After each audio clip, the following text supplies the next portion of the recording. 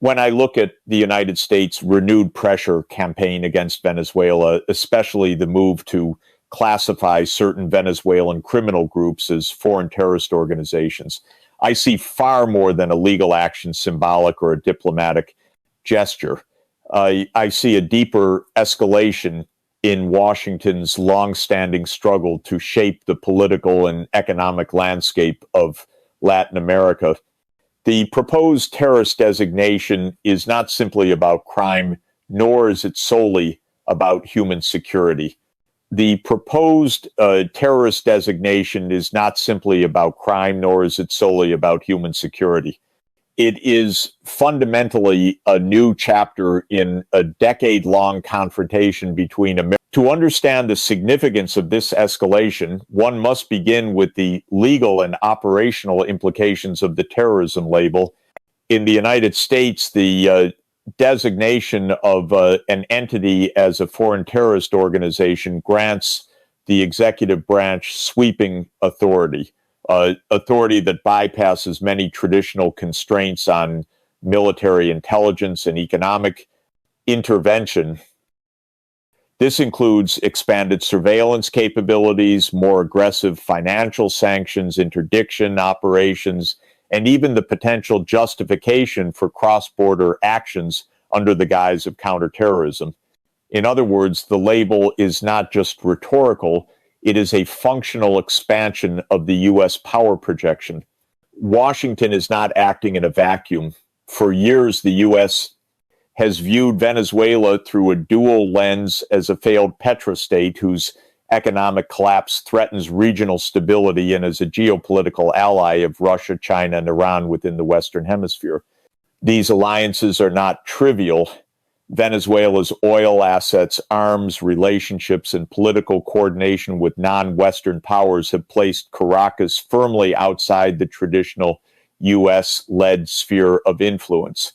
That alone makes the country a persistent strategic concern for remaining in Washington. The new pressure campaign must also be understood within the broader context of American counterterrorism policy. Over the past 20 years, the U.S.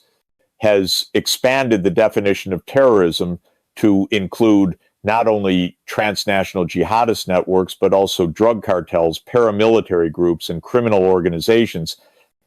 This blurring of categories is not accidental. It reflects a strategic desire to broaden the toolkit available for interventions in regions critical to U.S. interests. In this sense, targeting Venezuelan gangs with the terrorism label is not an isolated decision.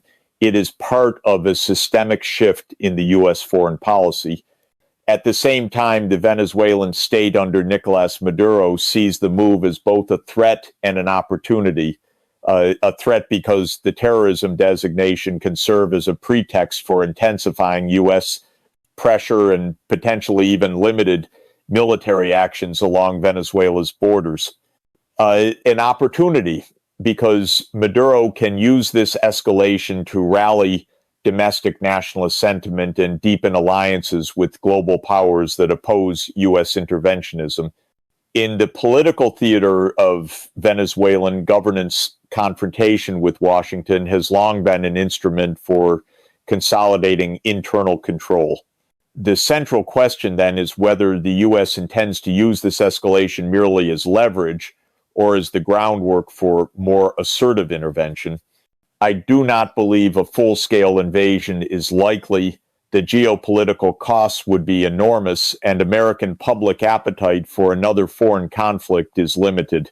However, the United States may well pursue accelerated intelligence operations, targeted sanctions, covert support for opposition groups, or joint military coordination with neighboring states under the banner of counterterrorism. These actions fall short of invasion, but still represent significant escalation. Finally, the terror designation marks a new phase in the U.S.-Venezuela confrontation, a phase defined not only by legal maneuvers, but by deeper questions of sovereignty, regional stability, and global power rivalry. what emerges now will depend not only on Washington's intentions, but also on how Caracas, its allies, and regional actors choose to respond.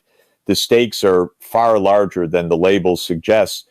From my perspective as an economist who has spent decades studying global power dynamics, Washington's intensifying pressure campaign on Venezuela is far from an isolated regional dispute.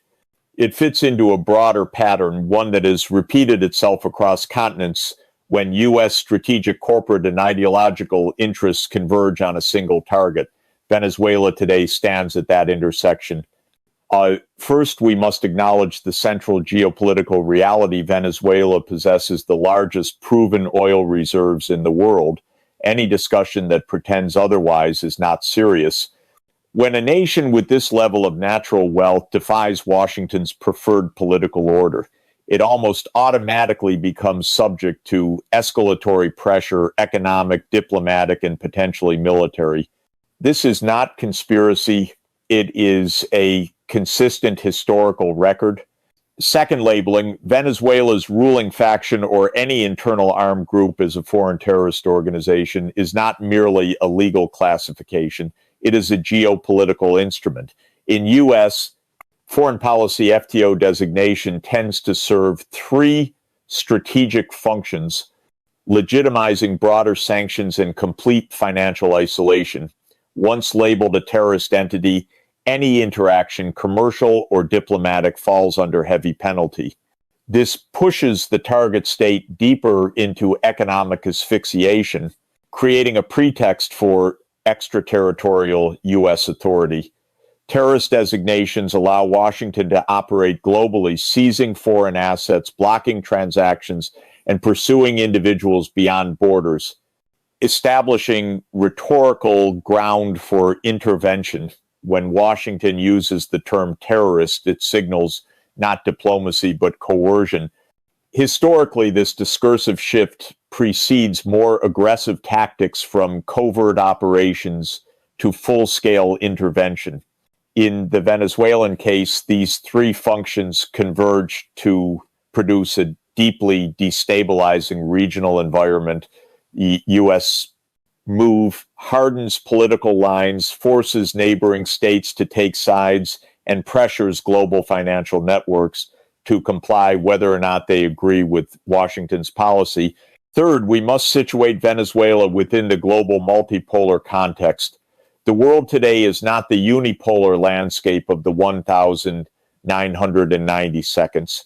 Caracas maintains ties with China, Russia, Iran, Turkey, and much of the global south. These relationships act as counterweights to U.S. pressure and ensure that any attempt at regime change or military intervention would provoke broader geopolitical repercussions. Washington's escalating posture therefore risks transforming a regional political standoff into a strategic contest among great powers, a scenario that would be catastrophic for Latin America. The region has endured enough destabilization. It does not deserve to become another theater of global rivalry. Finally, we need to understand the deeper logic behind U.S. strategy. It is not simply about democracy or human rights, though these words are often used as justification. It is about reasserting hemispheric influence at a moment when Washington feels its dominance slipping. Venezuela, by aligning with alternative global centers of power, represents a symbolic and material challenge to that dominance. This is why the escalation matters. It is not only about Venezuela, it is about the future architecture of global power, whether it will be coercive and unilateral or cooperative and multipolar. The decisions made now by both Washington and Caracas will shape Latin America's path for decades. As I assess Washington's escalating pressure campaign on Venezuela, I must separate rhetorical theatrics from structural interests. When U.S. officials float the possibility of designating a Venezuelan criminal group, or more broadly, the Maduro state apparatus itself as a foreign terrorist organization. This is not merely a legal maneuver. It is a strategic framing device opening the door to a dramatically expanded toolkit of coercive U.S.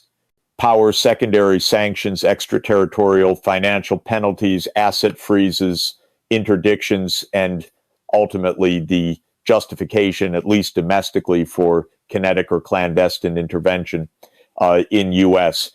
Foreign policy history terrorism designations often precede escalatory foreign actions.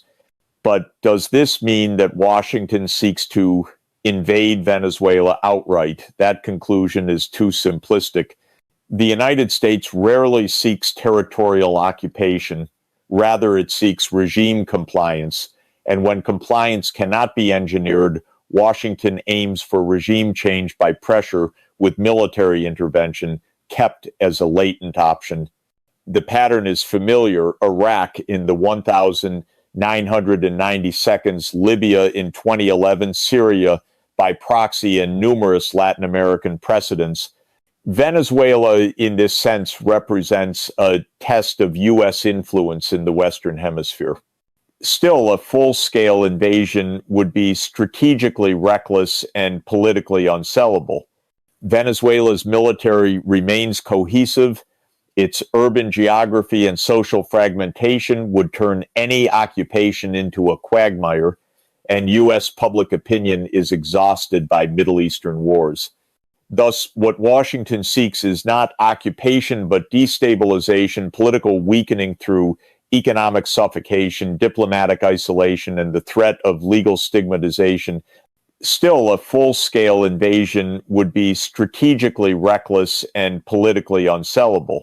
Venezuela's military remains cohesive.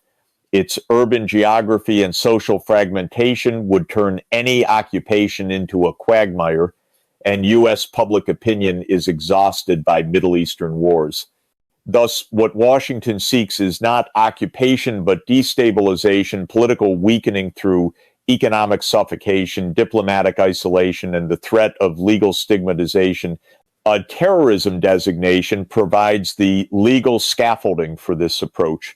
From an economic standpoint, Venezuela remains important for two reasons. First, its oil reserves, the largest in the world, represent a long-term geopolitical card, even in a decarbonizing world.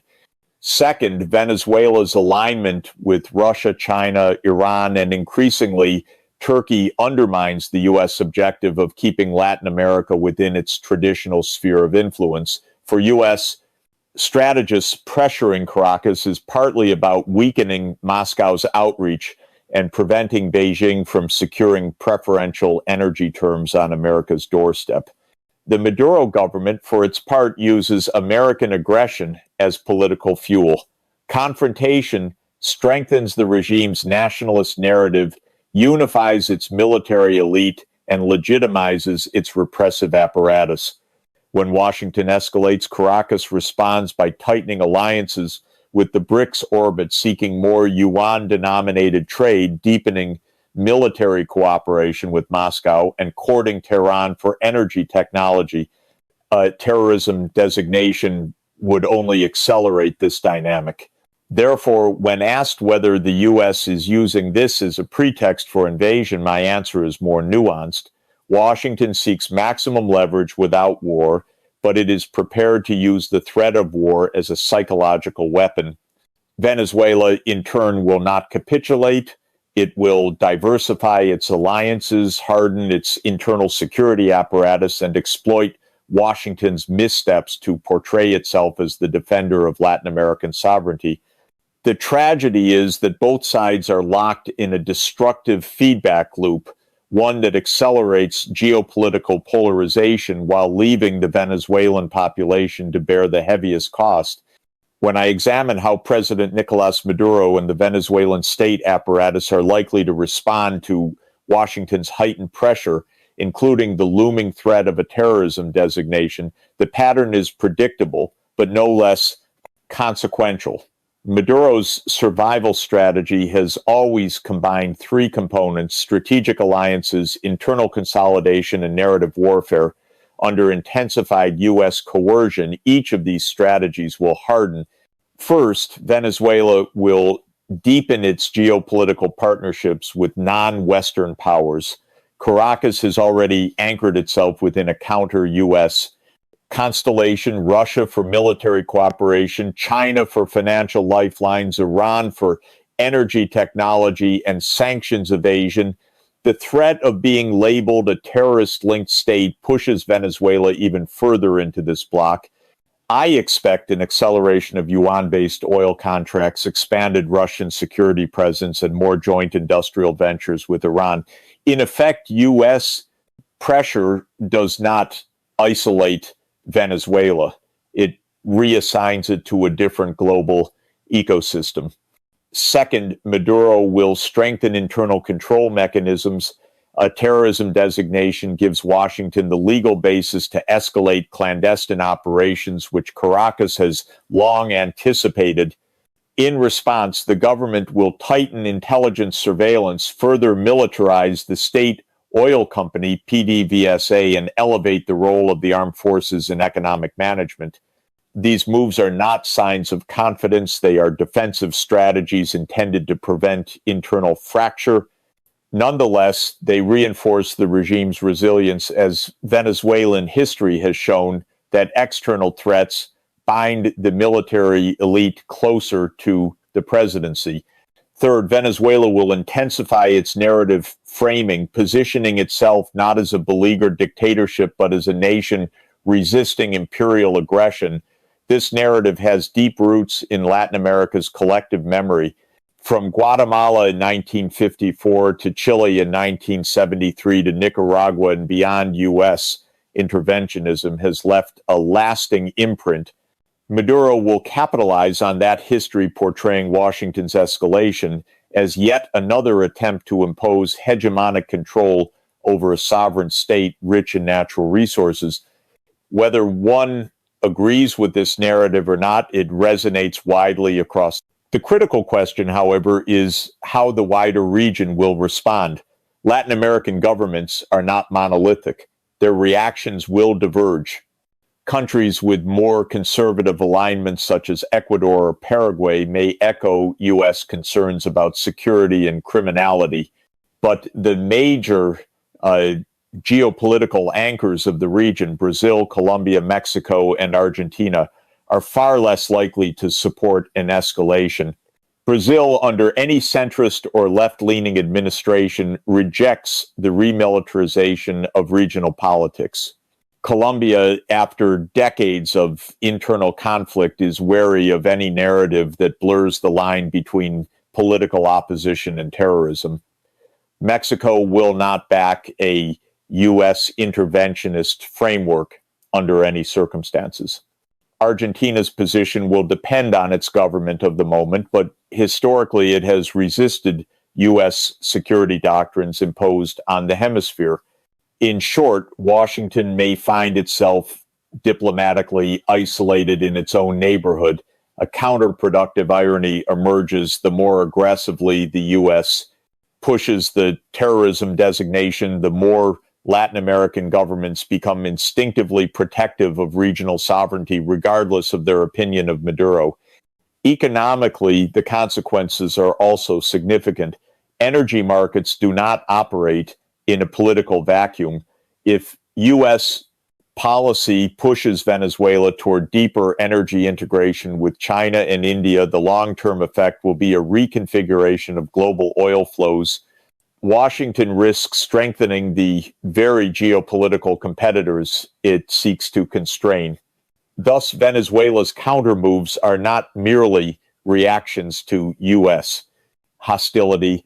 They are part of a broader structural transformation in global power relations, one in which overly coercive American policies accelerate the shift toward multipolarity. The tragedy is that the Venezuelan people, already suffering from economic collapse and social fragmentation, remain the primary victims of this geopolitical chessboard. As I reflect on the trajectory of U.S.-Venezuela relations, it becomes clear that Washington is approaching a critical strategic inflection point. A policy built primarily on sanctions, pressure campaigns, and now the threat of terrorism designations has failed not only in Venezuela, but across decades of U.S. engagement in Latin America.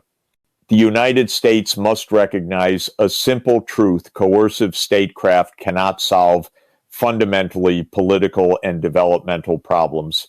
If Washington seeks genuine stability, not just symbolic victories, it must shift from domination to diplomacy. The first step is acknowledging that Venezuela's crisis, while exacerbated by domestic mismanagement, has been dramatically intensified by U.S. sanctions that crippled its economy and reduced millions to humanitarian desperation. A policy claiming to defend democracy cannot at the same time obstruct access to food, medicine, and essential imports for an entire population. I have long argued that the United States should adopt a development-first approach rather than a regime change framework.